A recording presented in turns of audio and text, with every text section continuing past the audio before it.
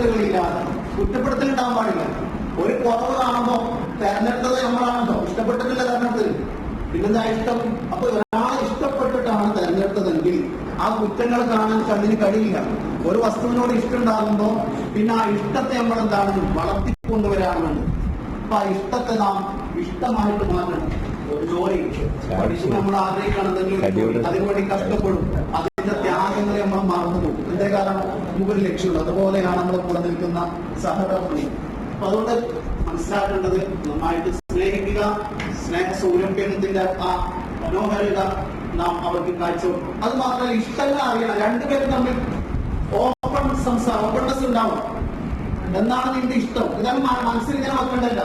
ഒരു ഭാര്യനോട് ചോദിക്കും, അത് ലൈംഗികതയിലായാലും ചോദിക്കണം. എവിടെ നിന്നിട്ടാണ് ഇഷ്ടം, എവിടെ സ്പർശിക്കുന്ന ഇഷ്ടം, എന്ത് പറയുന്ന ഇഷ്ടം, എന്ത് പേര് വയ്ക്കുന്ന ഇഷ്ടം, എങ്ങനെ പോകുന്ന ഇഷ്ടം, എവിടെ പോകണം, നിന്റെ ഇഷ്ടം എന്താണ്, എന്ത് തിന്നുന്നതാ ഇഷ്ടം, എന്ത് കുടിക്കുന്നതാ ഇഷ്ടം, ഇതെല്ലാം ചോദിക്കാൻ പറയുകയാണ്. ഇതൊന്നും പറയില്ല.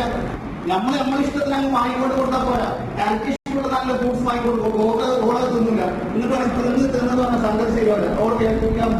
ഇതിന് ഇദ്ദേഹത്തിന് ഇഷ്ടം മാത്രം കാണാൻ കൊണ്ടേ അത് പറ്റില്ല. ഓർക്ക് ഇഷ്ടമുള്ള സംഘം കൊണ്ടോ. അപ്പൊ ഓർക്ക് ഇഷ്ടമുള്ള ചിലപ്പോൾ നല്ല ഗ്രീൻ പേരായിരിക്കും. അപ്പൊ അത് സ്ഥലമൊന്നും വാങ്ങിട്ട് കൊണ്ടുപോകണം. 1000 രൂപ ഉണ്ടാവും. വോട്ട് സ്റ്റാൻഡ് കിട്ടൂലേ? 1 ദിവസത്തെ ശമ്പളം പോയിക്കോട്ടെ 2 ദിവസം. ഓരോ ഇഷ്ടം